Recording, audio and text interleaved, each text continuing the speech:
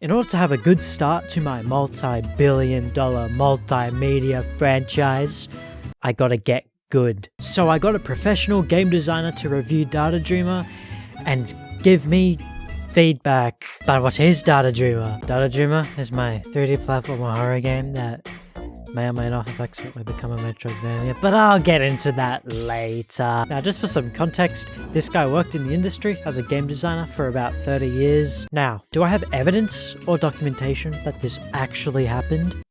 No. So you're just gonna have to trust me, bro. Now, it's important to mention that the level I showed was the opening tutorial level, which is super linear and rushed. To give you a basic run through of the tutorial, you fall into this hallway where it tells you to tap space. After going outside, you are told to hold space. This teaches the player about variable jump height. As the first prototype playtest, homeboy did not know how jumping worked. I still don't know what happened. Every time you need to learn a new button mechanic, a tip would slide onto the screen telling you what to do, as well as these little text boxes.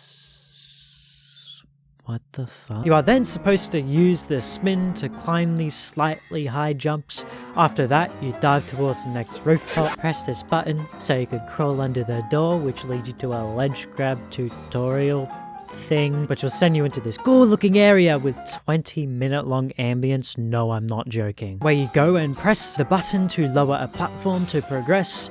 Look at the camera. Blah. You then hop a couple times and push this mysterious button. It just boots you to the debug room. I didn't program anything else. This is a prototype. Parts of the level I liked were the skips crazy enough. If you go into the tutorial already familiar with the mechanics, you can completely skip huge parts of the level, such as this jump is actually possible without pushing the button. However, I'm gonna be real.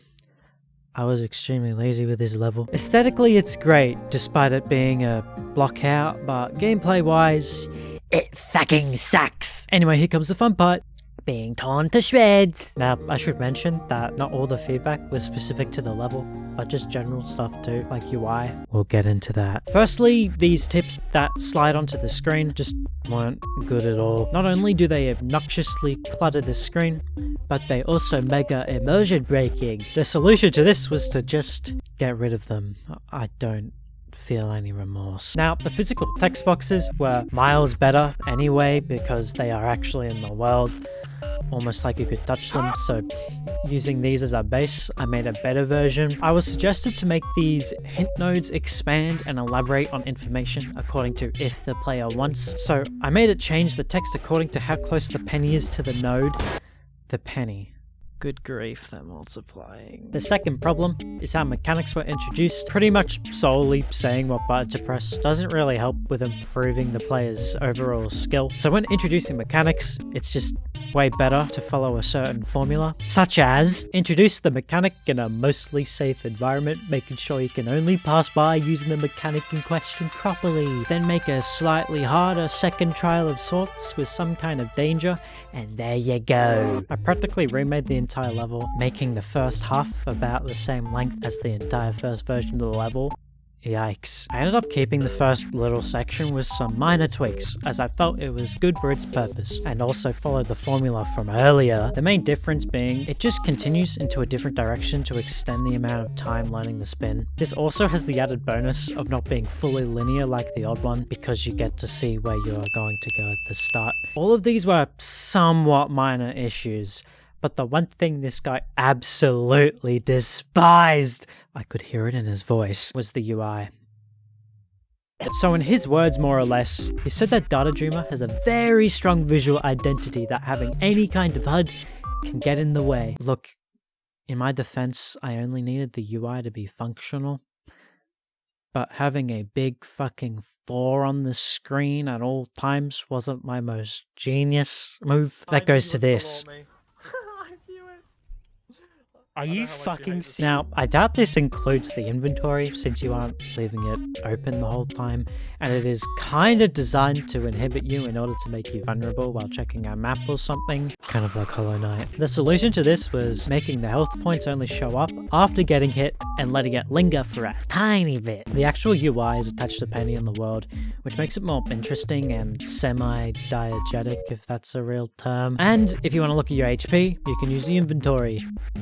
Boy, I'm a genius. From now on, I should really avoid non-diegetic UI, which does mean I kinda gotta rethink certain systems I've made. However, I do think it'll be worth it. I don't know where to put this, but I want to add emos to the game. But it's a single-player horror game, I hear you say. Counterpoint, it'd be funny. Imagine experiencing the most traumatic event ever, and then getting sturdy.